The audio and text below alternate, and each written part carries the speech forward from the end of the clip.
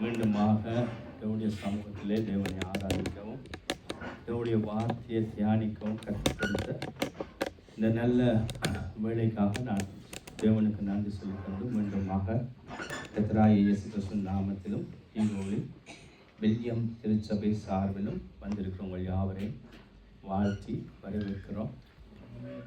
நாங்கள் இந்த நாளிலும் கூட வேத பகுதியை எடுத்து தியானிக்கும்படியாக ஏசாயா தீர்க்கதரிசி 53வது அதிகாரம் 10வது வசனத்தில் பி பகுதி வாசிப்போம்.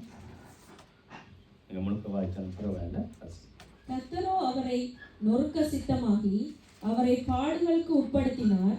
அவருடைய ஆத்துமா தன்னை குற்ற நிவாரண பலியாக ஒப்பு கொடுக்கும் போது அவர் தமது சந்ததியை கண்டு நீடித்த நாளாய் இருப்பார். கர்த்தருக்கு சித்தமானது அவர் கையினாலே வாய்க்கும். ஆமென், ஆமென். இந்த நாளிலும் நானும் கூட ஜெபிக்கிறேன். கர்த்தருக்கு சித்தமானது அவர் கையினாலே வாய்க்கும். நாங்கள் ஜெபம் பண்ணிக்கொள். தகப்பனே, இந்த அருமையான வேலைக்காய் மீண்டுமாய் உடைய முகத்தை போய் பார்க்கிறோம். இந்த வார்த்தையூடாக இந்த இடத்துல வந்திருக்க எங்கள் ஒவ்வொருவரோடும் நீர் இடைப்படுவீராக. ஆவியானவரே, இந்த நாளிலும் இதாவே உங்களுடைய சித்தம் எங்கள் ஒவ்வொருடைய வாழ்க்கையிலும் செய்யப்படட்டும். ஒப்புக் கொடுக்கிறோம். உங்களை மறைத்து உங்களை வெளிப்படுத்துங்கள் இயேசுவின் மூலம். ஆமென். இந்த வாசித்த வேத பகுதி பி பகுதி கர்த்தருக்கு சித்தமானது அவர் கையினாலே வாய்க்கும் என்று சொல்லி பார்க்கிறோம். போன முறை பாஸ்டர் கொடுத்ததும் உன் நினைவு என் நினைவு அல்ல, உன் வழி என் வழி அல்ல என்று சொல்லி பார்க்குறோம். நேற்றைய நாளிலும் கூட இந்த இடத்துல ஓய்வு நாள் யூத் மீட்டிங்கிலும் கூட இதே பகுதியில் தேவ சித்தத்தை குறித்து தான் இந்த இடத்துல வாலிப பிள்ளைகள் தியானித்து கொண்டார்கள். 3 பேர் இந்த இடத்துல அதை குறித்து பேசினார்கள். அதே போல் இந்த வார்த்தையை இது லெந்து நாட்கள். இந்த நாட்களில் லெந்து பாடுகளை கூடுதலாக தியானிக்கிறது வழக்கம். இந்த வார்த்தை என்னிடத்திலே அரியஸாக இருந்தது.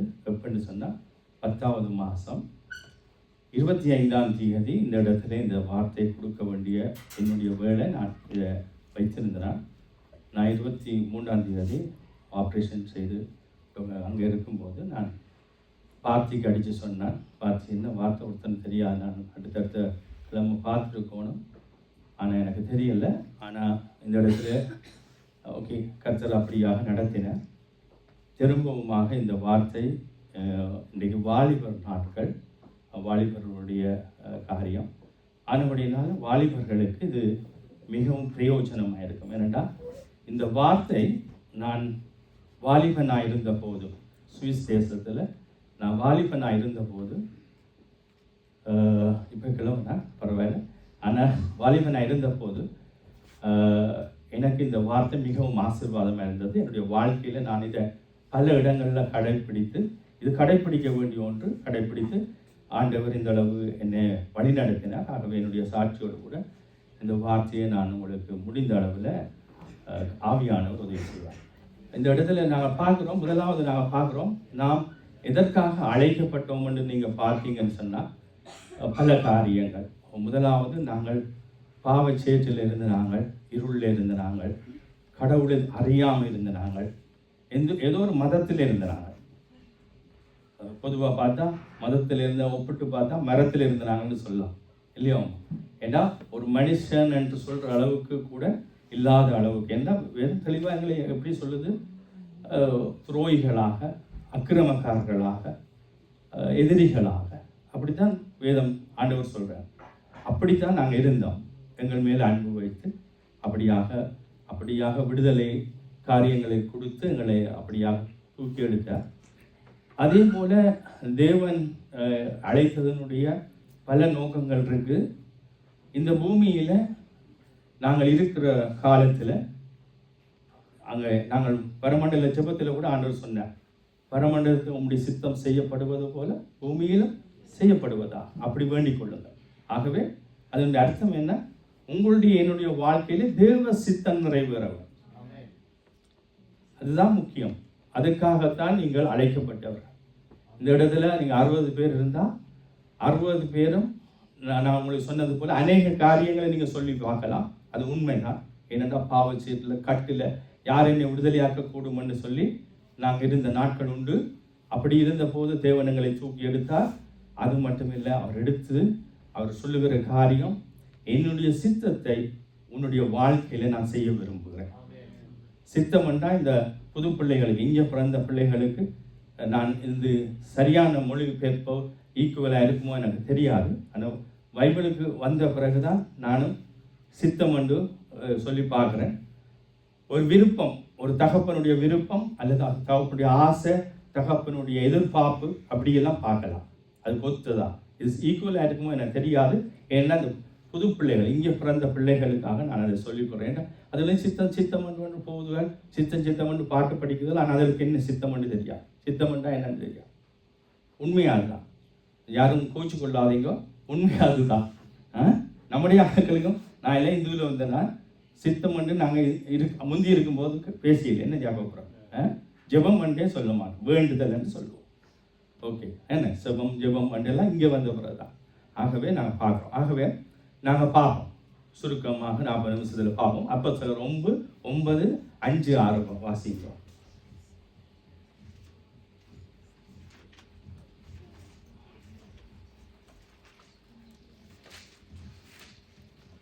அதற்கு அவன், ஆண்டவரே நீர் யார் என்றான். அதற்கு கர்த்தர், நீ துன்பப்படுத்துகிற இயேசு நானே. முள்ளில் உதைக்கிறது உனக்கு கடினமா?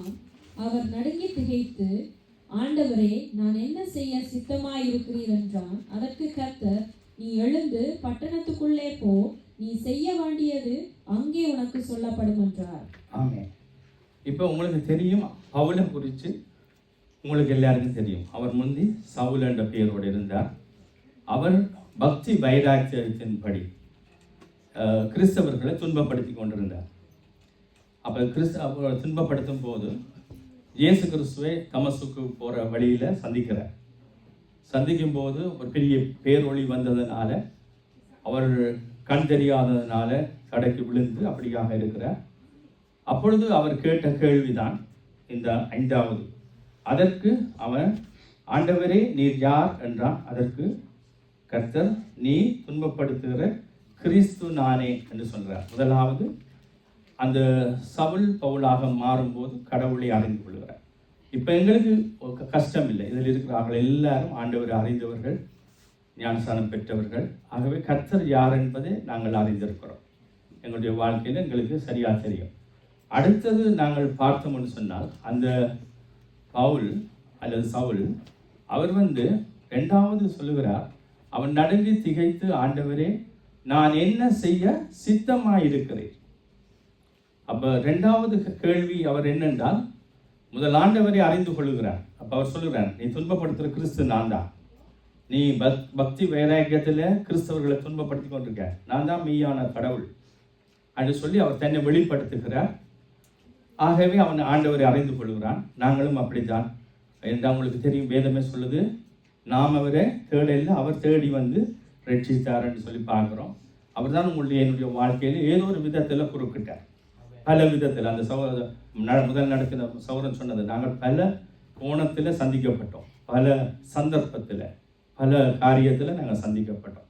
அப்போ இந்த மாதிரி சந்திக்கப்பட்ட போது இப்போ ஆண்டவர் சொல்லுகிற காரியம், அந்த அவன் கேட்குற ஃபஸ்ட்டு காரியம், நான் என்ன செய்ய சித்தமாக இருக்கிறேன் என்னுடைய வாழ்க்கையில், நீர் என்னை சந்தித்ததற்கு நான் என்ன செய்யணும்.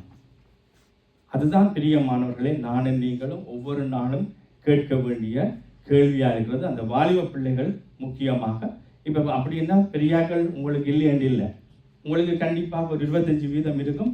இன்றைக்கும் நாங்கள் பெரியாக்கள் கூட தேவ சித்தம் அறியாமல் போய் தலையை சுவரோடு முட்டி கொண்டிருக்கிறோம். ஸ்தோத்திரம். அநேக காரியத்தில் அது வீடு வேண்ட காரியமாக இருக்கலாம், இந்த வீடு வேண்டதா அந்த வீடு வேண்டதா காரியமாக இருக்கலாம். தேசம், எந்த தேசம் என்று தெரியாமல் கொஞ்சம் நான் 12 வருஷம் 3 தேசத்தில் ஒவ்வொரு தேசமாக தலையை போட்டு ஃபிங்கர் பிரிண்ட்டை கொடுத்து மண்டையை போட்டு உடைச்சு கொண்டிருந்தேன். ஸ்தோத்திரம். தேசமாக இருக்கலாம், அப்படி பல காரியங்கள், நிறைய காரியங்கள். ஏன்னா இன்றைக்கி பிள்ளைகளை கரை சேர்க்கிறதுல கூட தாய் தகப்பன் இவரா அவரா அவளா இவளா. ஸ்தோத்திரம். அவன் இன்ஜினியராக இருக்கிறான், இவன் டாக்டராக இருக்கிறான், அவன் நோர்வேல் கனடாவில் பெரிய வீடெல்லாம் வச்சுருக்கான். ஸ்தோத்திரம். அவனும் கிறிஸ்தவனாக இருக்கான், அவளும் கிறிஸ்தவராக இருக்கா. நெவர். ஆண்டவர் சொல்கிற காரியம் உன் பிள்ளைக்கு ஏற்ற துணை. ஸ்தோத்திரம். அந்த இடத்துல நாங்கள் தேவ சித்தம் பார்க்கறது இல்லை. அது நீங்களும் தான் நானும் தான். ஸ்தோத்திரம். ஆகவே தேவ சித்தம் பார்க்காம எங்கள்ட வசதி கேட்டபடி, எங்கள்ட மைண்டு கேட்டபடி, ஸ்தோத்திரம், அப்படியாக நாங்கள் நடந்து வரோம். ஆகவே பெரியாக்களுக்கு தான் நான் தான் என்னுடைய சாட்சியை வச்சு தான் உங்களுக்கு சொல்ல போகிறோம். அப்போ பார்த்தீங்கன்னு சொன்னால், ஆகவே நாங்கள் டெய்லி கேட்க வேண்டிய காரியம் அப்படியாக பாருங்க.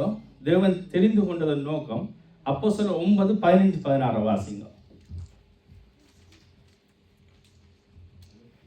அதற்கு கர்த்தர், நீ போ, அவன் புரஜாதிகளுக்கும் ராஜாக்களுக்கும் இஸ்ரவேல் புத்திரருக்கும் என்னுடைய நாமத்தை அறிவிக்கிறதற்காக நான் தெரிந்து கொண்ட பாத்திரமாய் இருக்கிறான். அவன் என்னுடைய நாமத்தின் நிமித்தம் எவ்வளவாய் பாடுபட வேண்டும் என்பதை நான் அவனுக்கு காண்பிப்பேன் என்றார். ஏனென்றால் உங்களுக்கு தெரியும், அங்கே பவுலுக்கு அனனியாவை பார்த்து சொல்கிறார், போயிட்டு இப்படி சந்தி சவுல பவுலாக மாற்று, அவனுக்கு ஞானஸ்நானம் கொடுத்து அவனுக்கு ஆண்டவரை பற்றி சொல்லணும். ஏன்னா இவருக்கு எங்கேயும் பவுலுக்கு சொல்லப்படுது, உனக்கு நீ இன்னிடத்துக்கு போ, உனக்கு அங்கே அறிவிக்கப்படும். அப்போ அனனியா என்ன சொல்லுது? ஆண்டவருக்கு சொல்லுது, ஆண்டவரே உமக்கு தெரியாதா சவுலை பற்றி? பயங்கர நானே ஒழிச்சு நிற்கிறேன். நீர் அவனுக்கு போய் சத்தியம் சொல்லி அவனுக்கு ஞானஸ்நானம் கொடுத்து அவனை கிறிஸ்தவனாக்கன்னு சொல்கிறேன். ஆண்டவர் அப்போ அனனியாக்கு என்ன சொன்னார்? ஏன்னா அனனியா ஆண்டவருக்கு புத்தி சொல்லுது. ஆனால் அனனியாவுக்கு ஆண்டவர் சொல்கிறார், அதற்கு கர்த்தர், நீ போ, அவன் புறஜாதிகளுக்கும் ராஜாக்களுக்கும் இஸ்ரவேல் புத்திரருக்கும் என்னுடைய நாமத்தை அறிவிப்பதற்காக நான் தெரிந்து கொண்ட பாத்திரம். அவன் என்னுடைய நாமத்தின் நிமித்தம் எவ்வளவாய் பாடுபட வேண்டும் என்பதை நான் அவனுக்கு காண்பிப்பேன். ஆகவே வாலிப பிள்ளைகளே, பெரியவர்களே, உங்களையும் என்னையும் தேவன் தெரிந்து கொண்டதனுடைய நோக்கம் ஒன்று உண்டு. ஒரு நோக்கம் இல்லாமல் கடவுள் உங்களை கொண்டு வந்து விடிய காத்தால குளிச்சு கிழிச்சு உடுப்பு போட்டு இந்த இடத்துல கொண்டு வந்து இருத்த இல்லை. நீங்கள் இன்றைக்கி ஞாயிற்றுக்கிழமை வேலைக்கு போகிறாங்களெல்லாம் உண்மையாகவே கஷ்டப்படுகிறாங்க. என்ற இவங்க சும்மா கழுவி சும்மா துடைச்சி போட்டு வேற உங்களுக்கு காசு தர மாட்டான். என்ன நான் எல்லா வேலையும் செய்து பார்த்துருக்கேன். அவன் வந்து மேசைக்கு மேலே பார்க்க மாட்டான், இப்படி தடவி போட்டு பார்ப்பான். எத்தனை நாள் தம்பி மேசைக்கு கீழே துடைச்சிருக்காரு, விளங்குதோ? அப்படித்தான் உங்களுக்கு காசு வருது. இதை அங்கே செய்திருந்தா இன்றைக்கி நாங்கள் லட்சாதிபதி. சோதரம். அங்கே எல்லா வேலையும் செய்ய மாட்டோம், வேலையே செய்ய மாட்டோம். இப்போ அப்படி தான் அங்கே இருக்கிறாங்க படிகள். சரி, ஆனால் அப்போ ஆண்டவர் பவுலை தெரிந்து கொண்டதன் ஒரு நோக்கம் இருக்கு. ஆகவே இந்த இடத்துல இருக்கிற அத்தனை பேருக்கும் தேவன் ஒரு நோக்கம் இல்லாமல் இந்த இடத்துல கொண்டு வந்து இருத்தவே இல்லை. சௌரனே சௌரிய பிள்ளைகளே, அதுவும் வாயு பிள்ளைகளுக்கு நான் சுவரா சொல்லுகிறது, நீங்கள் ஒரு ரட்சிக்கப்பட்ட குடும்பத்தில், ஆண்டவரை ஏற்றுக்கொள்ளுகிற குடும்பத்தில், ஏற்றுக்கொண்ட குடும்பத்தில் நீங்கள் பிறந்ததுக்கு கண்டிப்பாக பெரிய நோக்கம் இருக்கு. என் அப்பா கோயில் மணியக்கார், என் அப்பாட அப்பா யாக்கோபில் இருக்கிறார். நான் போய் சொன்னால் அவருக்கு தெரியும். அர்த்த மண்டபம் 2 மணி எல்லாமே எங்கிட்ட தான், எங்கிட்ட திருவிழா தான். நாங்கள் அப்படி, நான் அடுத்த மணியக்காரர், நான் மூத்தபடியன். ஸ்தோத்திரம். ஆனால் கர்த்தர் எங்களை இந்த இடத்துல கொண்டு வந்து இப்படி வச்சிருக்கிறாருன்னு சொன்னால், தேவனுக்கு உங்களையும் என்னையும் குறித்து பெரிய ஒரு நோக்கம், திட்டம், சித்தம் இருக்கிறது. அவருடைய சித்தம் செய்யும் வரைக்கும் உங்களை போட்டு அப்படி இப்படி வெட்டி எடுத்தே ஆக அது அதிக நிச்சயம். அதனால தான் சவுலை இப்படியாக கண்ணை குருடாக்கி அந்த இடத்துல பிடிக்கிறார். ஆகவே சவுலே முதலாவது பிள்ளைகளுக்கு, நான் பிள்ளைகளுக்கு சொல்கிறேன். என்னென்னா பவுல் சொன்னது போல நல்ல தகப்பன்மார் வேணுமென்று இருக்கு. என்னுடைய பிள்ளைகளுக்கும் இந்த இடத்துல இருக்கிற வாலிப பிள்ளைகளுக்கு நான் சொல்கிறது, கடவுள் உங்கள் மேலே ஒரு பெரிய நோக்கத்தை வச்சிருக்கிறார், ஒரு சித்தத்தை வச்சிருக்கிறார். அந்த சித்தத்தை நீங்கள் விட்டு விடாதீங்க. டெய்லி உங்கள் ஜெபத்தில் நீங்கள் கேட்க வேண்டியது, பாசண்டை சொன்ன மாதிரி 139 சங்கீதம் கடைசி 2 வசனம், என் இருதயத்தை ஆராய்ந்து அறிந்து வேதனை உண்டாக்கும் வழி உண்டு என்று பார்த்து என்னை நடத்தும். 2வது, நான் என்ன செய்ய சித்தமாயிருக்கிறேன். டெய்லி ஆண்டவரே உங்க சித்தம் மட்டும் என்ற வாழ்க்கையில் அனுமதிக்கப்படட்டும், என் சித்தம் அல்ல அப்படின்னு நீங்க ஜெபிச்சு கொண்டு வருவீங்கன்னு சொன்னா கண்டிப்பா பவுலை போல நீங்க தேவனுக்கு பயன்படுத்தப்படுவீங்க. ஏன்னா பவுல் பயன்படுத்த லேஸ்டா வாரார். உங்களுக்கு தெரியும் பைபிள்ல எல்லாருக்கும் பிடிச்ச பாத்திரம் பவுல் தான். என்ற சூப்பர் வசனங்கள் எல்லாம் உயிரோட்டமான வசனங்கள். ஆவியானவர் அப்படி அவரை பயன்படுத்தி எழுதி வச்சிருக்கிறார். நீங்க பாத்தீங்கன்னா எல்லா நிருபத்துக்கும் எந்த நிருபம் திறம் பவுல் தான் கூட, பவுல் தான் பெஸ்ட் என்ன பொறுத்தவரை.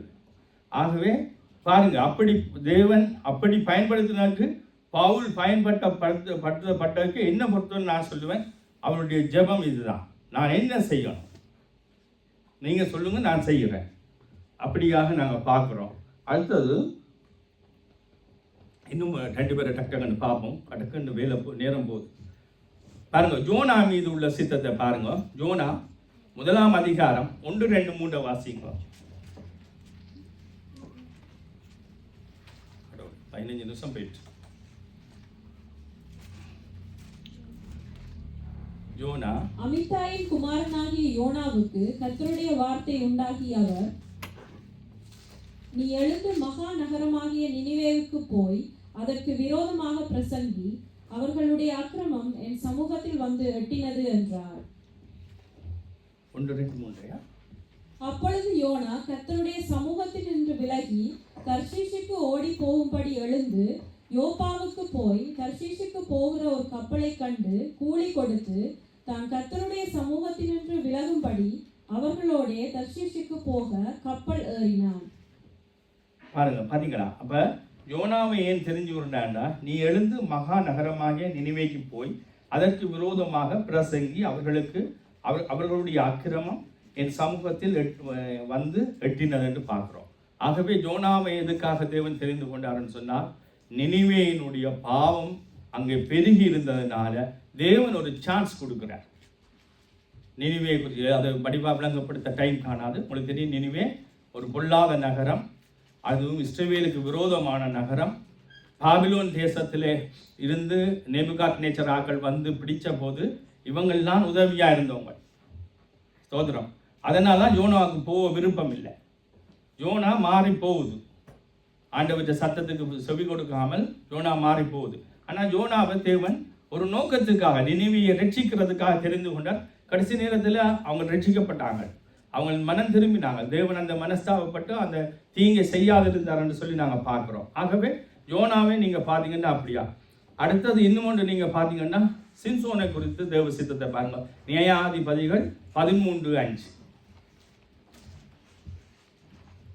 நியாயாதிபதிகள் 13:5.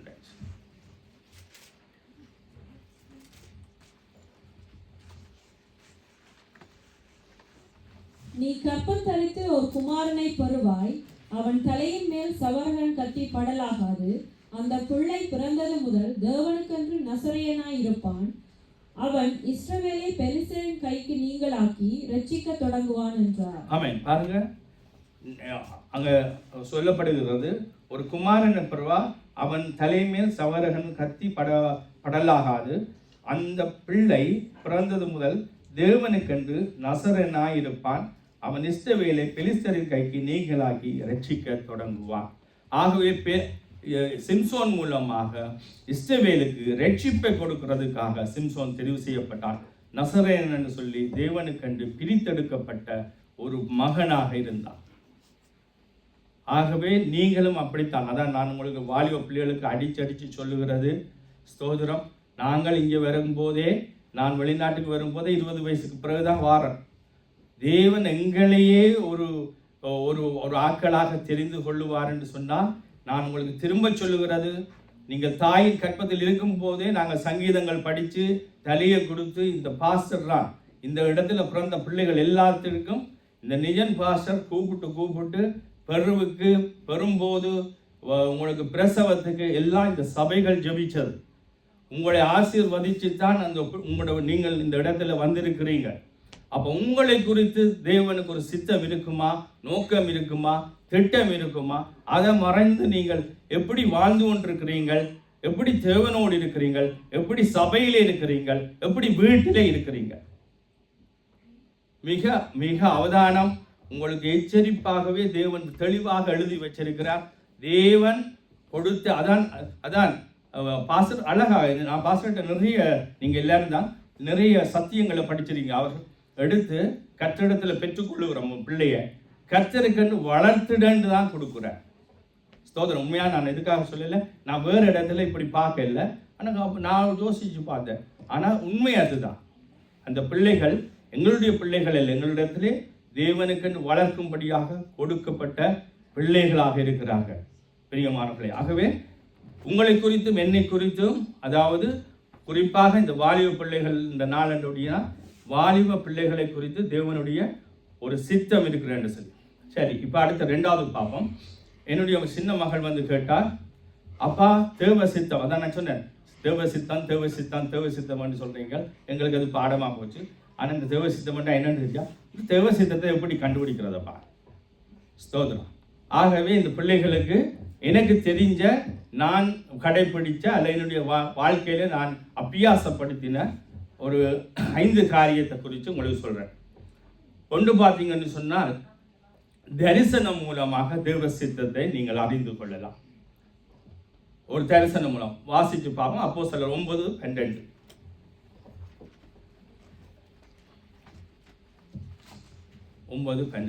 அனனியா எனும் பேருள்ள ஒரு மனுஷன் தன்னிடத்தில் வரவும் தான் பார்வை அடையும்படி தன்மேல் கை வைக்கவும் தரிசனம் கண்டான் என்றார். பார்த்தீங்களா? ஆகவே அங்கே பவுலுக்கு தரிசனம், தேவன் தரிசனத்தின் மூலமாக அங்கே இந்த காரியத்தை வெளிப்படுத்துகிறார். அனனியா வாழ்கிறார், வந்து கை வைத்து கர்த்தருக்குள்ளே வழி நடத்துகிறதை அவன் தரிசனமாக கண்டான். இதில் அநேகம் நீங்கள் தரிசனங்களை பார்த்துருப்பீங்க. எங்களோட வாழ்க்கையில் தரிசனம் உண்டு. நான் எத்தனையோ இடத்துல நான் தரிசனம் இது பண்ணியிருக்கேன். இந்த தேசத்தில் நாங்கள் நிற்கும் போதே, தேவன் கப்பலன் கேம்பில் இருக்கும்போது, அங்கே தான் அந்த சீசையும் பானையும் விட்டுட்டு நாங்கள் உபவாசம் பண்ணி ஒரு மரத்துக்குள்ள தான் ஜெபம் பண்ணி கொண்டிருக்கிறோம். ஏனென்றால் நாங்கள் லண்டனுக்கு ஏறுறதுக்காக, சமருக்கு ஏறுவோம். நாங்கள் டிசம்பர் ஆச்சு என்று தான் 99ஆம் ஆண்டு டிசம்பர் ஆச்சு. அதுக்கு பிறகு கப்பல் போவா தெரியும் தானே, எல்லா இடமும் சின்னம். நாங்கள் அப்போ தான் அந்த கப்பலின் கேம்பில் நாங்கள் இருந்து நாங்கள் ஜெபித்த போது தேவன் எங்களுக்கு தரிசனமாக இந்த காரியங்களை, இதுதான் நீ தரிசிக்கு ஓடி போகிறான், இனிவே நில்லைன்னு சொல்லி என்னை தேவன் இந்த இடத்துல நிறுப்பாட்டினார். அது மட்டும் இல்லை, எனக்கு வேறே காரியங்கள் இருக்குது. நான் 16 பேர் ஜெர்மன் தேசத்தில் இருந்தாங்க. மேல்மாடி கீழ்மாடி வீடு. அந்த வீட்டிலே நாங்கள் இருந்தபோது நான் ஒவ்வொரு நாளும் இந்த பவுலின் காரியம், நான் இந்த எல்லாத்தையும் படித்தது சுவிஸ் தேசத்தில். நான் ஜெர்மன் தேசத்தில் வந்திருந்த போது அந்த இடத்துல ஒவ்வொரு நாளும் காலையில் எழும்பி ஜெபம் பண்ணும்போது, ஆண்டவரே இன்றைக்கு நான் யாரை சந்திக்கணும், என்ன செய்யணும் என்றதை எனக்கு விளங்கப்படுத்துங்க, இதே மாதிரி தான் உங்களுடைய சித்தம் என்ன அப்படின்னு. நான் ஒரு நாள் ஜெபிச்சு கொண்டு இருக்கும் போது, நான் என்னோட இருந்த 16 பேரில் ஒரு பையனுக்கு பேர் சேகர், இப்போ இவன் லண்டனில் இருக்கான். அந்த சேகரை காட்டுறேன். அப்போ நான் இந்த 15 பேர், நான் ஒரு ஆள் 16, இந்த 15 பேரில் இவனை இதுக்க வச்சு சொன்னால் சாமியாரண்டு அடிச்சு போடுவான். அது அங்கேயே சிலுவையில் அரைஞ்சிடுவாங்க. ஏன்னா வெள்ளி சனி ஞாயிறுன்னா நான் நிற்க மாட்டேன். வெள்ளிக்கிழமை பின்னிரம் போல் முடிஞ்சோடனே நான் பிரீமனுக்கு போயிடுவேன். ஜாக்கோ பிரதரும் அந்த ஸ்டேஜில் தான் இருந்துவேன். ஜாக்கோ பிரதர்கிட்ட ஸ்டேஜுக்கு அங்கே போடுவேன். அங்கே போய் அங்கே இருந்த ஆரோன் பாஸ்டர், எனக்கு மாமா தான், அவர் எனக்கு ஒரு வீடு அரேஞ்ச் பண்ணி வைப்பேன். நான் சனி ஞாயிறு நின்றுட்டு ஊழியங்கள் எல்லாம் முடித்து அங்கிருந்து நான் திரும்ப வருவேன். ஏன்னா நான் லூனம்பர்கில் இருந்தேன்னா 200 கிலோமீட்டர் சபை. அப்படி தான் நாங்கள் போய் வந்தேன். நான் இங்கே 5 கிலோமீட்டர் வரை கஷ்டப்படுறாங்க. ஸ்தோத்திரம். சாரி, ஆனால் உங்களை கோவப்படுத்துகிற விதண்டிடாதீங்க. ஆனால் நாங்கள் அப்படி தேடினவர்கள். நாங்கள் உண்மையாக கஷ்டப்பட்டு வெள்ளி சனி ஞாயிறு நின்று முடிச்சு கொண்டு வராங்க. இன்றைக்கி இந்துக்கள் அப்படித்தான் செய்கிறாங்க. நடையாக போய் இதண்டி செய்கிறாங்க. ஏன் கத்தோலிக்கர் கூட நான் இன்றைக்கி பார்த்தேன், அந்த கன்னி மாதா, அந்த மாதா, அந்த தீவு, இந்த தீவுன்னு கஷ்டப்பட்டு போகிறாங்க. போயிட்டு நின்று செய்து வராங்க. ஆனால் இந்த அல்லேலூயாக்காரர்கள் ரொம்ப கஷ்டப்படுறாங்க. சோதரம் என்ன செய்யற? ஆகவே ஃபர்ஸ்ட் வந்து இந்த தரிசனம் மூலமாக அந்த காரியங்கள் பார்க்குறோம். 2வது சொற்பனம். தானியேல் 2:28 வாசிங்க, என்ன டைம் போயிடும்.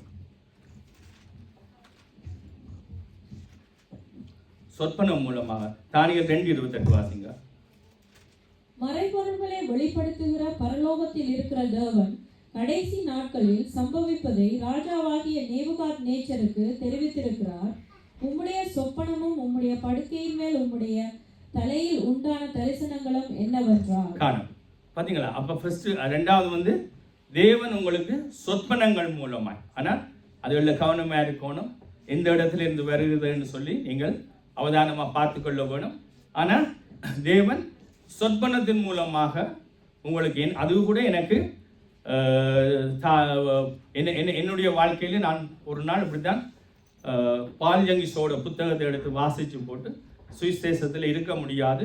நான் அந்த புத்தகத்தை படித்து போட்டு நான் படுத்திருக்கும் போது ஒரு சொற்பனம் கண்டேன். எந்த சொற்பனம்னு சொன்னால், இந்த யாக்கோபு அந்த கல் வைத்து படுத்து அந்த ஏணி இருந்தது போல ஒரு சொற்பனத்தை நான் பார்த்தேன். எப்படி என்று சொன்னால், அந்த சொற்பனத்திலே ஒரு கிணத்துக்குள்ளே நான் இருக்கிறேன். மேலே பார்க்கிறேன், என வெளிச்சமாக தெரிகிறது. கீழே இருட்டு, மேலே வெளிச்சமாக தெரிகிறது. ஒரு கிணறு.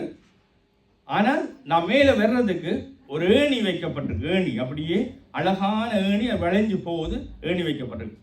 நம்ப மாட்டீங்கள். அதே போல் நான் ஜெர்மன் தேசத்துக்கு சப்போசன் போர்டர், சூரிச் அடுத்த சப்போசன், அந்த சப்போசனில் போர்டரில் நான் 15 சுவிஸ் பிராங்க் டிக்கெட்டோட ஜெர்மனிக்கு இறங்கினேன். அடுத்த வானப்பில் இறங்கினேன். நானும் இன்னொரு யோசப்பு 2 பேரும் அன்றைக்கு ஞாயிற்றுக்கிழமை பைபிளும் மன்னாவும் மட்டும் வச்சிருந்தாங்க. 12 அப்பம். இதை கொண்டு 2 பேரும் டிக்கெட் எடுத்து என்ன 2 டொச்சு. ஆனால் இந்த டொச்சு பிடிச்சிட்டு போடுவான். சுவிஸ் டொச்சு உங்களுக்கு தெரியும் வித்தியாசம். பிடிச்சு போடுவான். நாங்கள் வாரம் பைபிளோட வாரம். அன்றைக்கு ஞாயிற்றுக்கிழமை போலீஸாய் போகுது. முன்னால் பார்த்தா பைபிள் ஞாயிற்றுக்கிழமை சேர்ச்சுக்கு போகிறான். நாங்கள் அங்கிருந்து அடுத்த டிக்கெட் எடுத்து டோர்ட்முண்டுக்கு 2 பேரும் சேர்ந்த பிரியமாக்கல. தேவன் அப்படியாக அழகாக எங்களை வழி நடத்தினார். ஆகவே தேவனுடைய காரியங்கள், தேவன் சொற்பனத்தின் மூலமாக தன்னுடைய தேவ திட்டத்தை உங்களுக்கு காண்பித்தார். அடுத்தது 3வது நாங்கள் பார்ப்போம், ஆவியானவரின் மெல்லிய சத்தம். மெல்லிய சத்தத்தை நீங்கள் அநேகர் கடவுளுடைய சத்தத்தை, ஆவியானவர் சொல்லுகிற சத்தத்தை நீ கேட்டிருக்க முடியும். இதுக்கும் என்னுடைய வாழ்க்கையில் நடந்த ஒரு காரியம். நான் முதல்ல நான் லண்டனுக்கு போன போது பிரான்ஸில் வச்சு அந்த பெரிக்கை வச்சு பிடிச்சுட்டான். அப்போ பிடிச்ச போது அந்த நேரத்தில் என்னை ஒரு நாள் செல்லுக்குள்ளே வச்சிருந்து அடுத்த நாள் நான் உள்ளதையே சொல்லிட்டேன். என் இன்டர்வியூ வைக்கக்குள்ள என்ன மொழி பேசுவேன்னு சொல்ல கேட்க நான் ஆங்கிலமும் டொச்சும் பேசுவேன். எப்படி டொச்சு பேசுவேன்னு நான் சொன்னேன். டொச்சுலாந்துலாம் இருந்தேனா எப்படின்னு சொல்லி. அப்போ உடனே படாண்டு டொச்சு தான் எனக்கு இன்டர்வியூ எடுத்து போட்டு ஒரு நாள் 24 மணித்தாலும் அங்கே வந்த குற்றத்துக்காக 24 மணித்தாலும் செல்லுக்குள்ளே போட்டு, செல்லு உங்களுக்கு தெரியும் நினைக்கிறேன், இருட்டற எதுவுமே தெரியாது, அந்த இடத்துல போட்டு அடுத்த நாள் எடுத்து என்னை கொண்டு போர்டரில் ஜெர்மன் போலீஸ்கிட்ட கொடுத்த உடனே நான் ஜெர்மன் போலீஸ் இருந்து என்னோட இருந்த டொலஸை எடுத்து ட்ரெயின் எடுத்து நான் டோர்ட்முண்டுக்கு வந்தேன். டோர்ட்முண்டில் என்னோடய மாமா இருக்கிறேன். அப்போ நான் டோர்ட்முண்டுக்கு வரேன். அப்போ வரும்போது நான் ஆண்டவரை எனக்கு கண்ணால் நடந்த சம்பவத்தை 24 மணித்தாலும் இருட்டறைக்க போட்டு அந்த காரியம் எனக்கு ரொம்ப கஷ்டமாக இருந்துச்சு. அந்த மற்ற 6 பொடிகளும் போய் சொல்லிட்டாங்க. எப்படி சொன்னாங்க?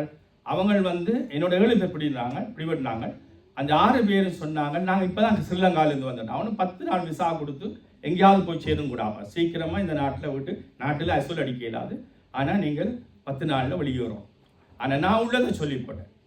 ஆண்டவர் இருக்கிறார் அப்படின்னு போய் உள்ளதை சொன்னேன். ஆனால் என்னை செல்லில் போட்டு திருப்பி ட்ரெயினில் அனுப்பினான். டிக்கெட் எடுத்து நான் வாரேன். அப்போ ட்ரெயினில் வரும்போது ஆண்டவர் என்னோட ஆண்டவரை கேட்டேன். ஆண்டவர் பேசினார், நீ யோனா எடுத்து வாசியன். அப்போ யோனா எடுத்து வாசித்த போது யோனா மீனின் வயிற்றில் இருந்தது மாதிரி நான் 24 மணித்தாலும் செல்லில் இருந்தது. அப்படியாக எனக்கு அந்த நேரத்தில் தெளிவாக விளங்கிச்சு, நீ தர்சிக்கு ஓடி போகிற, நினிவேக்கு போகணும். நினிவே ஏன்னா நீங்கள் யோனா இப்போவும் வாசித்தா நினிவே என்று இருக்கும், தர்சி என்று இருக்கும். இந்த நினிவே எங்கே எனக்கு தெரியாது, விளங்கல, தெரியல. ஆனால் நான் அதை குறித்து திரும்ப நான் ஆண்டவரிடத்துல கேட்கையில் அப்போ அது அப்படியாக நான் வந்தேன். ஆனால் உங்களுக்கு சொன்னது போல இந்த தேசத்துக்கு வந்த போது தேவன் எங்களுக்கு தெளிவாக பேசினபடியினால நாங்கள் இந்த இடத்துல இருக்கிறோம். அடுத்தது நீங்கள் இது அநேகருடைய வாழ்க்கையில் தேவ ஆவியானவருடைய மெல்லிய சத்தத்தை உங்களுக்கும் அநேகருக்கு அந்த அனுபவம் இருக்கும் என்று நான் விசுவாசிக்கிறேன். அடுத்தது 4வது நீங்கள் பார்த்தீங்கன்னா அடையாளம் மூலமாக நியாயாதிபதிகள் 6ஆம் அதிகாரம் 36-40 வாசிச்சு பாருங்க.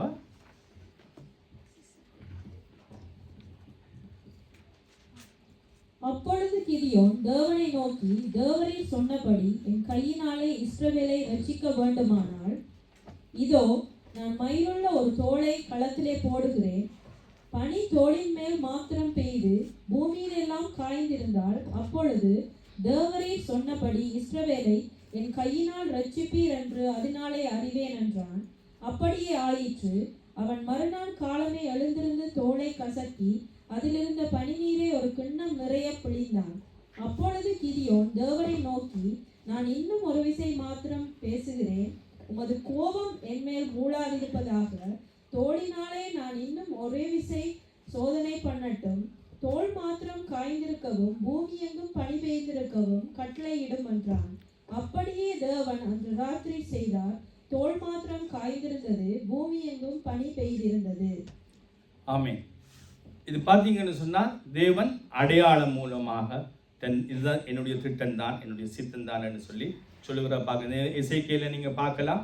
அந்த குளாக் அந்த இடது பக்கம் வலது பக்கம் திரும்பாமல் இடது பக்கம் ஒரு பாக திரும்புகிறத நீங்கள் பார்க்க முடியும். ஆகவே இந்த இடத்துல கூட பாச சொல்லியிருந்தார், தான் தன்னுடைய மனைவியாரை மட்டக்களப்பில் போய் சந்திக்கும் போது தான் நினைச்சிருந்தேன். அநேகருக்கு யாருக்கு ஞாபகம் இருக்கோ எனக்கு தெரியாது. அவர் சொன்னார், இந்த எனக்கு வார துணைவியா ஓடியந்து கலோண்டு கதைச்சா இது ரிஜெக்ட். அவள் வரும்போது அவள் பெரியம்மாவை தான் கூட்டிகிட்டு வாரா. பெரியம்மாவுக்கு பின்னால் எங்களோட லேடிஸ் முறைப்படி பின்னால் ஒழிச்சு கொண்டு அவள் முகம் கூட பார்க்காதபடி அவள் வைக்கப்பட்டு நின்ற போது தேவ சித்தந்தான் என்று சொல்லி தான் அறிந்து கொண்டதாக அப்படியாக நாங்கள் பார்க்கிறோம். இது அநேகருடைய வாழ்க்கையில் இது இப்படியாக நடக்கிறத நீங்கள் பார்க்கலாம். என்றால் நீங்கள் ஒரு அடையாளத்தை கேட்டால் தேவன் தெளிவாக பாருங்கள். அது 2 முறை அவர் செய்கிறார். யார்? நியாயாதிபதி கிதியோன் என்ன செய்கிறார்?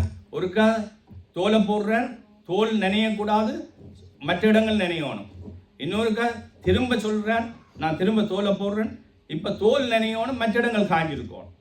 தேவன் அதன்படியே செய்து காட்டுறேன். இது நான் என்னுடைய திட்டம் தான், நான் தான் உன்னை அனுப்புகிறேன், நீ உன்னுடைய இருக்கிற பலத்தோடையே நீ போவோன்னு சொல்லி அனுப்புகிறத பார்க்குறோம். ஆகவே தேவ திட்டத்தை இப்படியாக இந்த 5 வகை மூலமாக தேவனுக்கு என்ன சித்தம் என்பதை நீங்கள் அறிந்து கொள்ளலாம். அடுத்தது கடைசி வந்தது என்னன்னு சொன்னால், வேதத்தை வாசிப்பதன் மூலம் தேவன் பேசுவார்.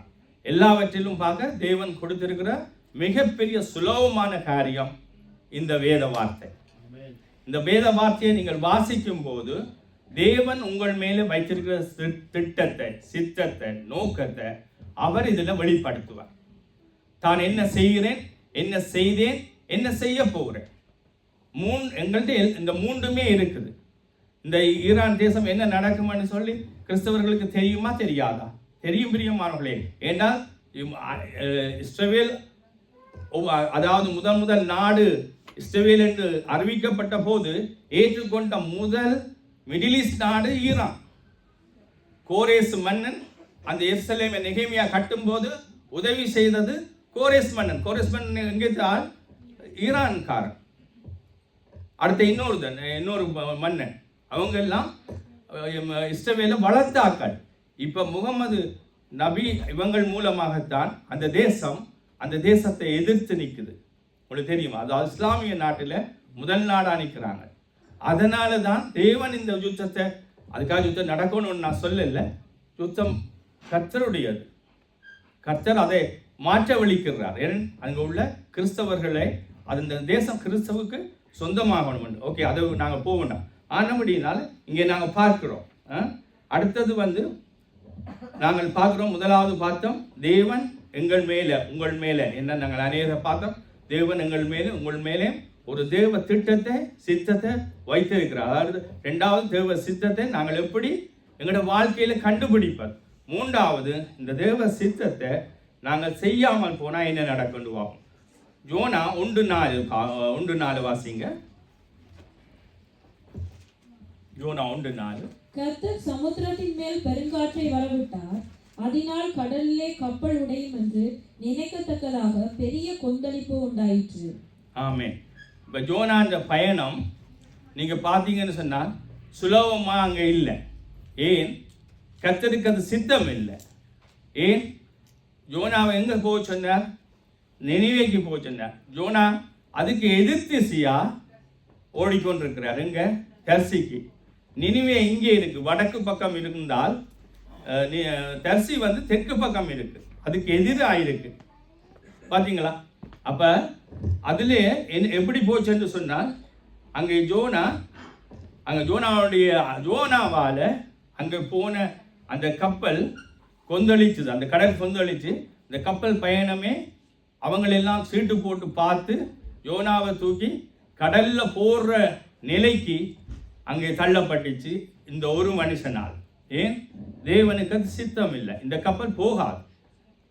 ஸ்தோத்திரம். இந்த கப்பல் ஆனால் கப்பலில் சேதம் வந்த பவுலுக்கு ஆண்டவர் என்ன சொன்னார்? நீ பயப்படாத, உன் நிமித்தம் உன்னோட இருக்கிற அத்தனை மாலுமிகளும் உயிரோட தப்புவாங்க, அவ்வளவு பேரும் ரோமில் இறங்குவாங்க, நீ கவலைப்படாது. ஏன்? நீ ராஜனுக்கு முன்பதாக நிற்கணும்.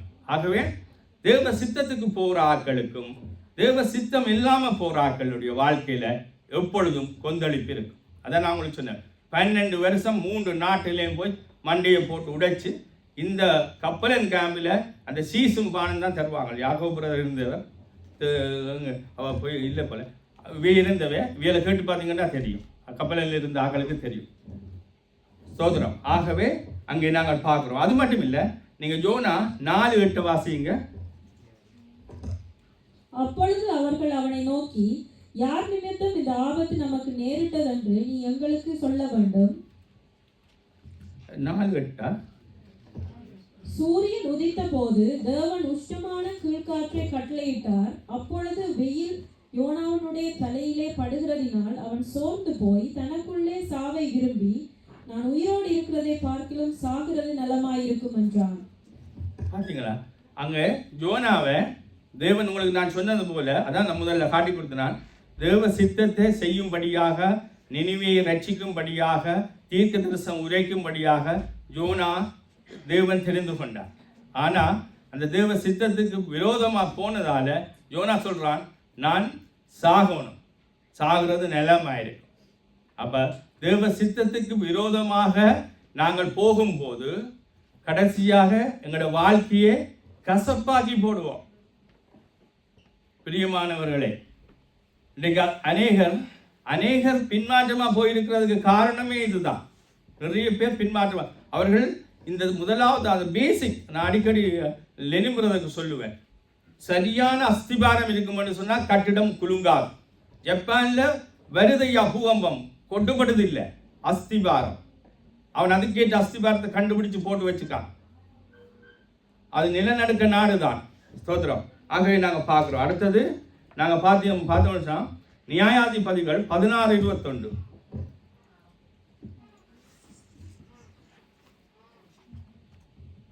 பெலிஸ்தர் அவனை பிடித்து அவன் கண்களை பிடுங்கி அவனை காசாவுக்கு கொண்டு போய் அவனுக்கு 2 வெண்கல விலங்குகளை போட்டு சிறைச்சாலையிலே மாவரைத்து கொண்டிருக்க வைத்தார்கள். பார்த்தீங்களா? அடுத்தது 16:21 வாசிங்க, 25 வாசிங்க. இப்படி அவர்கள் மனமாழ்ச்சியா இருக்கும்போது நமக்கு முன்பாக வேடிக்கை காட்டும்படி சிம்சோனை கூட்டிக் கொண்டு வாருங்கள் என்றார்கள். அப்பொழுது சிம்சோனை சிறைச்சாலையில் இருந்து கூட்டிக் கொண்டு வந்தார்கள்.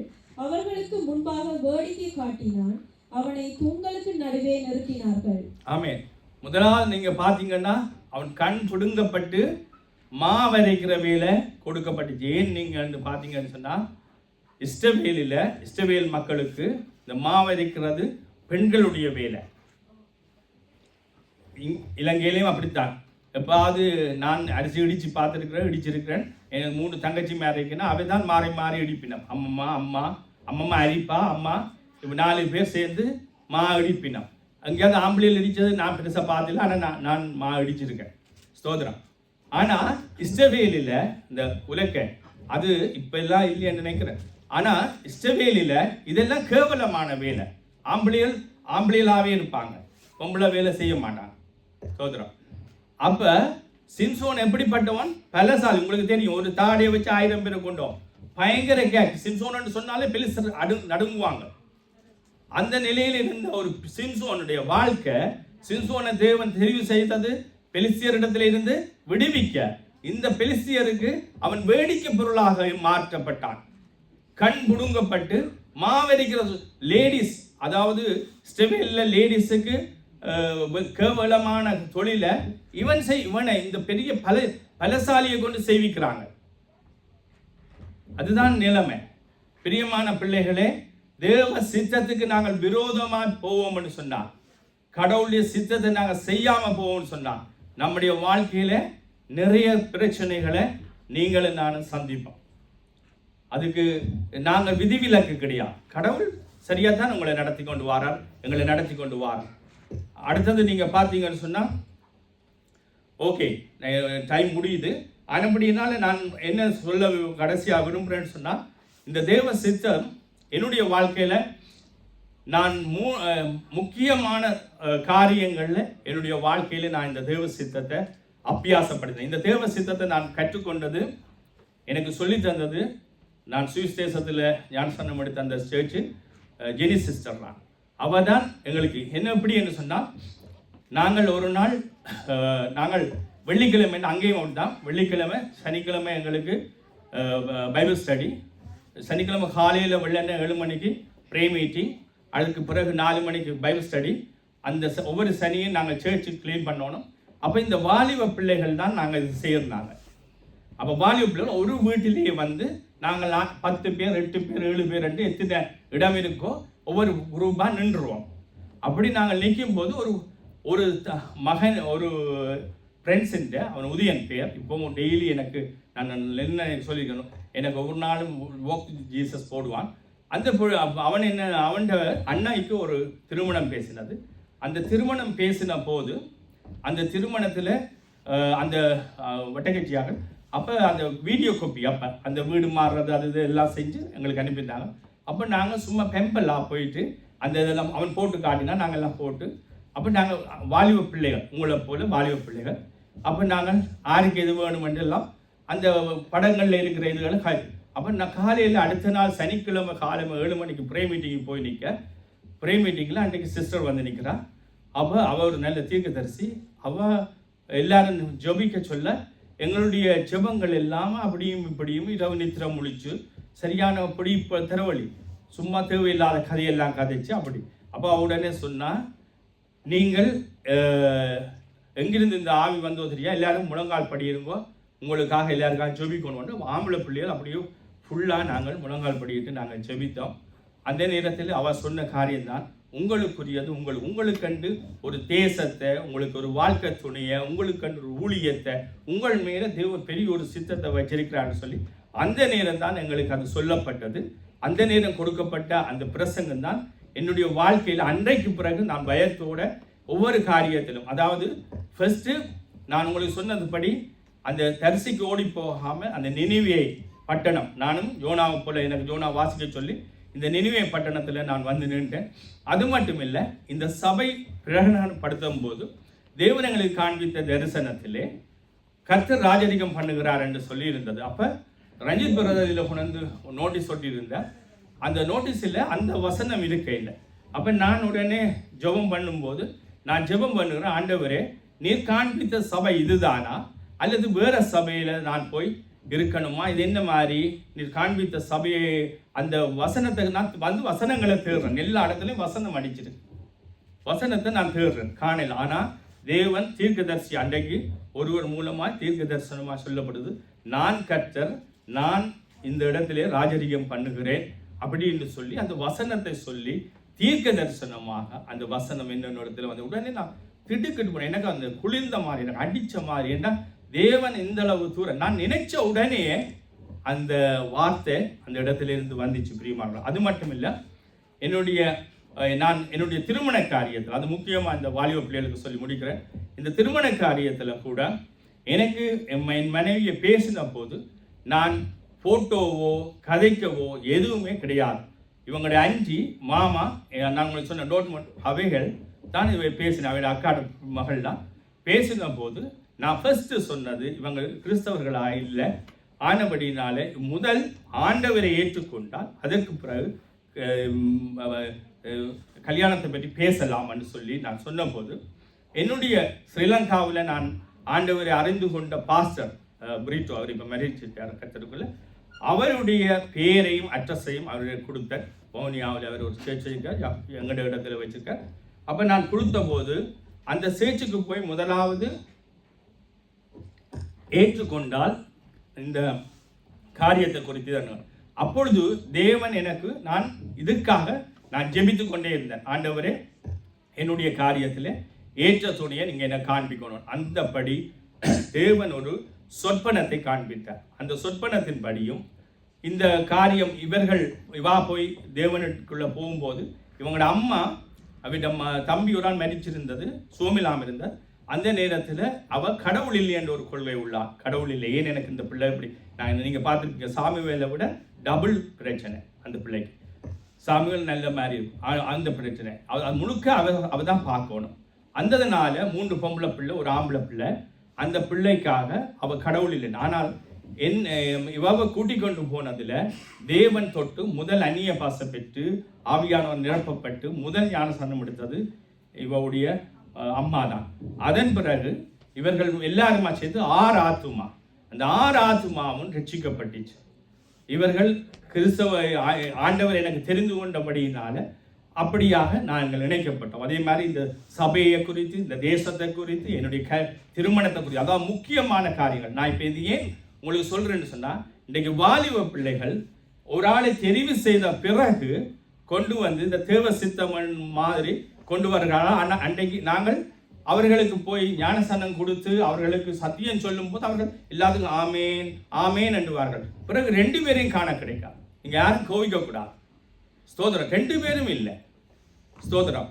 அப்படி இல்லாமல் இந்த வாலிப பிள்ளைகள் நீங்கள் என்ன செய்யுங்கன்னு சொன்னால், தயவு செய்து உங்களோட வாழ்க்கையில் உங்களுடைய துணையை நீங்கள் எடுத்துக்கொள்ளும் போது மிகவும் அவதானமாக இருங்கள். என்றால் எனக்கு இன்னொரு பாஸ்டர் சுவிஸ்லேருந்து அனுப்பின துண்டு, இன்றைக்கு எத்தனையோ வருஷம், இன்றைக்கு நான் ஜெர்மனியில் 5 வருஷம், இங்கே 25 வருஷம், 30 வருஷத்துக்கு மேலாக இந்த இதை நான் வீட்டில் பிரேம் பண்ணி வச்சிருக்கேன். கர்த்தருக்கு சித்தமானது அவர் கையினால். அவர் எனக்கு அடிக்கடி சொல்லுகிற காரியம், நடா பாஸ்டர்னு சொல்லி அவர் அடிக்கடி சொன்ன காரியம், நீ கர்த்தருடைய சித்தத்துக்கு எப்பொழுதும் இடம் கொடு, கர்த்தருடைய சித்தத்தை மட்டும் செய்ய. ஆகவே நாங்கள் எழுந்திருப்போம். நான் ஒன்று மட்டும் வாஞ்சிக்கிறேன்,